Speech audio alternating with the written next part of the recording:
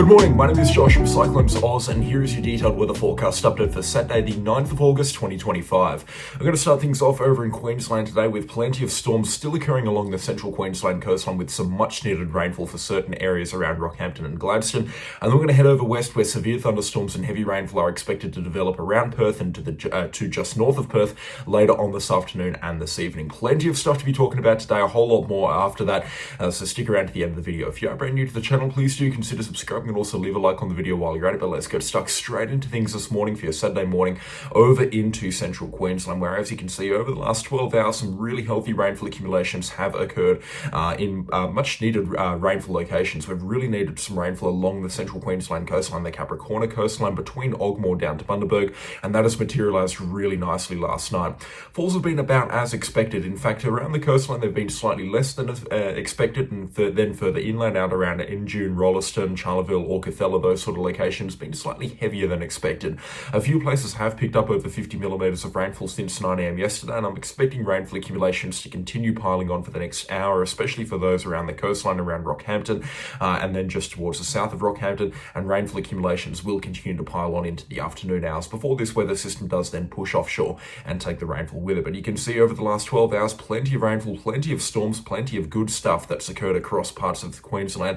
This rainfall has been nothing but good news, so very, very happy to be able to report on it. And it hasn't been in saturated areas into the southwest of Queensland, into the northeast of Queensland, or into soggy southeast Queensland, as I'm going to refer to it for the foreseeable future until it finally does begin to dry, which isn't expected to happen for the next 6 or 8 months or so. Anyway, so let's dive into the rainfall update here over into the central Queensland coastline. You can see overnight some really good accumulations have been copped outside of Rockhampton. 60 millimetres at a personal weather station in Yeppoon, again slightly less than expected, and rainfall is beginning to drop off for those locations there. Multiple falls between 40 to 60 millimetres between Rockhampton down to Agnes Water, and good falls continuing to pile on, as you can see in the last couple of hours. If this radar loop does want to load in, doesn't look like it's going to do that for me this morning, but in the last 6 hours or so, some good rainfall still beginning to pile in for the areas between Rockhampton and Gladstone, and that's now beginning to slide down the coastline. We're expecting this to slide offshore into the next 2 or 3 hours or so.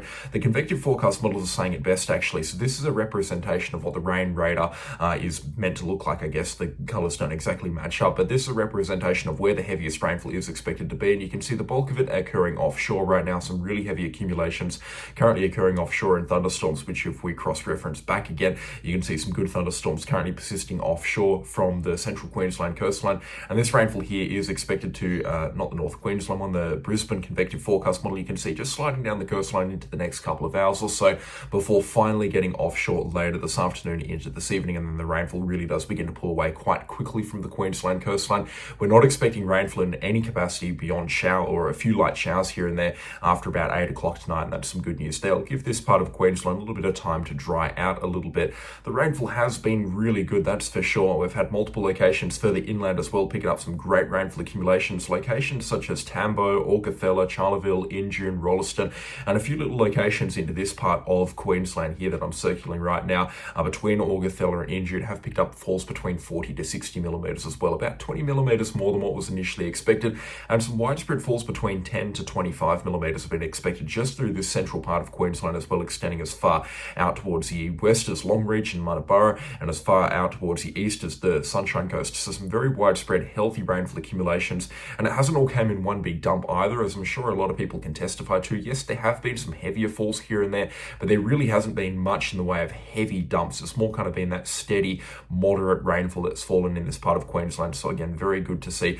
Very good news for this part of Queensland. They were really looking out for a drink. A few showers are still continuing this morning. They've pretty much all but cleared out of the Longreach and Munnabara sort of area, and you can see just a few pieces of low cloud there fragmented around this part of Queensland. A few showers tending to moderate rainfall at times outside of Injune and towards the north of Taroom and the south of Dingo and Rolleston, and a few light showers and rain bands moving into the southeast of Queensland as well through the Sunshine Coast and into Brisbane and the Gold Coast. I'll get to that in just a minute, but as you can see over the past hour or so, the rainfall has really begun to pull away from this part of Queensland here and even into the southeast southeast of Queensland and the northern parts of the Sunshine Coast, the rainfall rates have really begun to drop. They're really beginning to ease off, and it looks like the rainfall is going to pull away from this part of Queensland very shortly.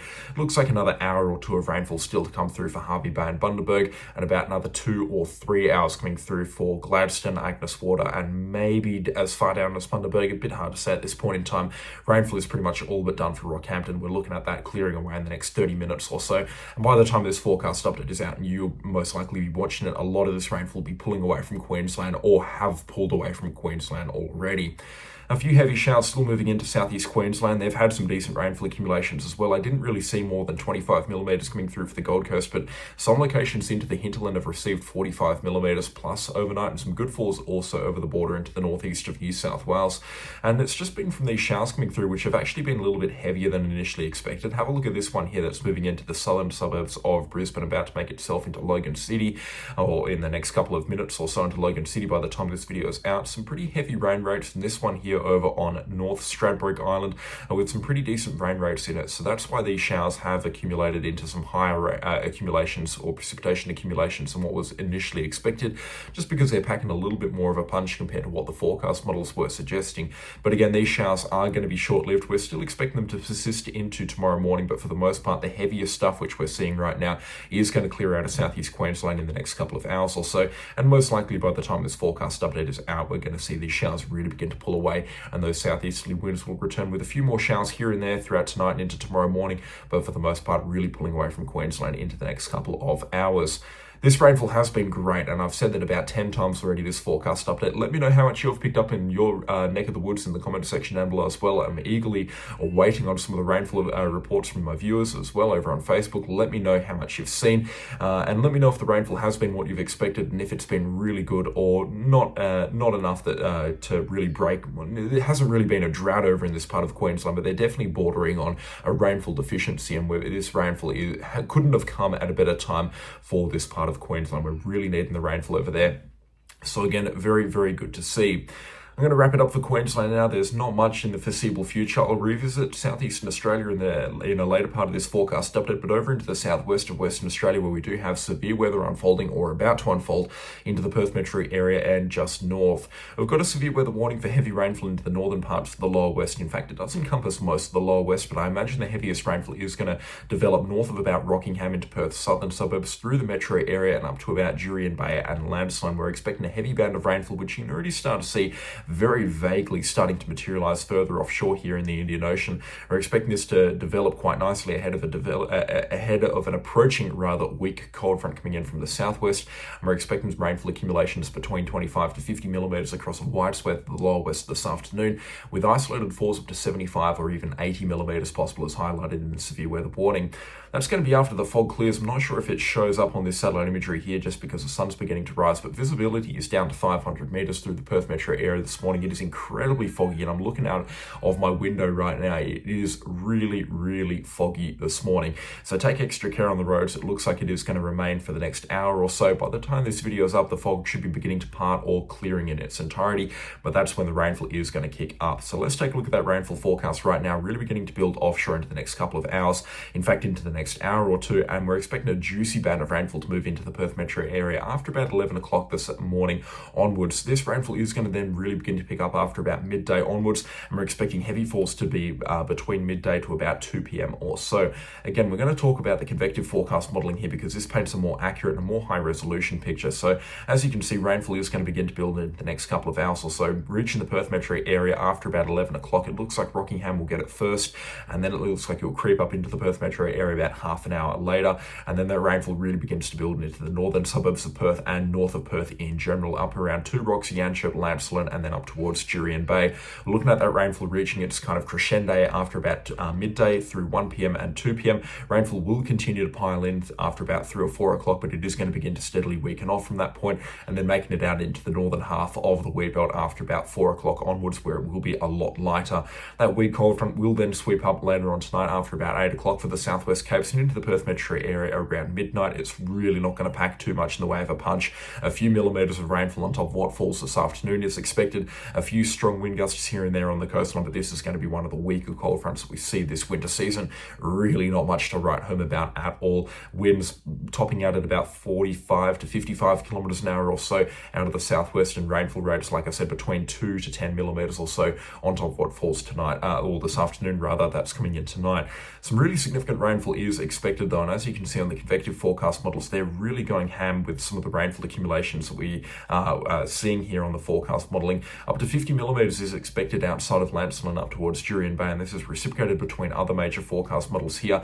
I do reckon there'll be more widespread falls between 25 to 45 millimeters. I reckon that's going to be the number that we see across a lot of locations, but I would not be surprised if one or two spots between Lancelin and Jurien Bay copped around 70 millimeters. That could stretch a little bit further south down to around Two Rocks or Yanchep as well, but the heaviest falls definitely between or around Jurien Bay, especially around Lancelin and Cervantes. Rainfall accumulations pushing 70 millimeters, almost certainly a possibility this afternoon. This rainfall is going to pack a punch. It's going to come in thick and fast, and it's going to be bordering on highly unusual. It's something that we can see at this time of the year, but this sort of rainfall pattern is very unusual for Western Australia, or this part of Western Australia.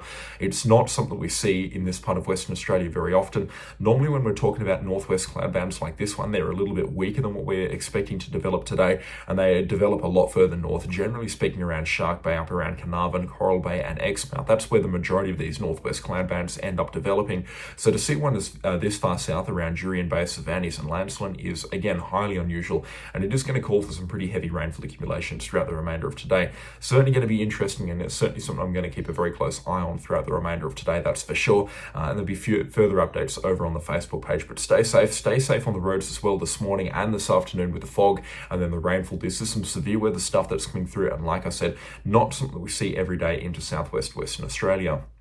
Let's make a winter weather forecast right now for cold fronts coming through into the southern half of the nation. Like I said, one coming through tonight that's really going to be quite weak. This one will then make it over in towards the southeast of the nation by Monday night for South Australia and through Tuesday night for Victoria and Tasmania. Again, very weak, not expected to pack too much of a punch at all. And then a strong high pressure system builds through Tuesday, Wednesday and Thursday, or strong cold front then begins to build over in the western half. But this high pressure system keeping southeastern Australia high, dry and cool through Tuesday, Wednesday and Thursday. This cold front will then move through southwest and Western Australia on Wednesday and Thursday, and then into the southeast of the nation on Friday. Again, really not much in the way of punch expected here either. A couple of drops of rainfall over for Victoria and South Australia, and potentially 25 millimeters, and a bit of snow for the higher elevations of Tasmania. This one could bring a bit of snowfall actually Saturday and Sunday next weekend, the 16th and 17th of August. Nearly forgot what month we're in, towards southeastern Australia, especially through Victoria and parts of New South Wales. We're actually looking at a bit of a snowfall event developing here, and as you can see next weekend, snowfall accumulations could be as high as 30 to 50 centimeters across some of the higher elevations of Victoria and into New South Wales. Victoria definitely looks like it's going to cop the brunt of that snowfall there, and some good snow also possible down in towards Tasmania, a few centimeters there. And a combination of cold air and this cold front riding up quite far from the south means that we could see some very good snowfall accumulations through New South Wales and Victoria. So Saturday and Sunday, the 16th and 17th of August, are going to be a date to watch for snowfall accumulations across New South Wales and Victoria. This then develops into a low pressure system into the Tasman Sea. It looks like we might see a little bit of rainfall from it as well into New South Wales, but forecast model congruency between other forecast models, it is there. We're definitely expecting something into the Tasman Sea in the way of low pressure, and it could get quite strong. But in terms of the New South Wales impact and some rainfall across New South Wales and Victoria, it doesn't look like there's too much conjunction between major forecast models at this point in time, so I'm going to have to hold off from commenting on this system in its entirety. But just a heads up, there is going to be that chance of some rainfall across New South Wales into the fourth week of August, after about the 17th of August onwards. A little bit touch and go with how much rainfall is expected at this point in time. It looks like it might actually verge on the side of too much rainfall, so we will keep a very close eye on this weather system here. And then after that, a few more cold fronts coming through here and there, but I hope that paints a picture that there's not an awful lot in the way of winter weather expected into the next 2 weeks or so across southern Australia. Now, why is that? We're in the middle of winter, and August generally is the rainiest month for parts of Western Australia, and especially for Victoria and Tasmania. Well, it's because we're in a phase right now, the positive southern annular mode, which is where basically there's a force that's keeping it's not really a force, but this is the best way to describe it. There's a force keeping all of those cold fronts and those winter weather systems much further south than usual. And we're in that positive southern annular mode phase right now, which means these weather systems, these cold fronts, are being suppressed much further to the south of Australia than usual. That will swing around to a negative southern annular mode phase in towards late August and we will see a return towards winter weather and cold fronts to southwest and Western Australia and southeastern Australia and through Victoria, New South Wales, South Australia and Tasmania.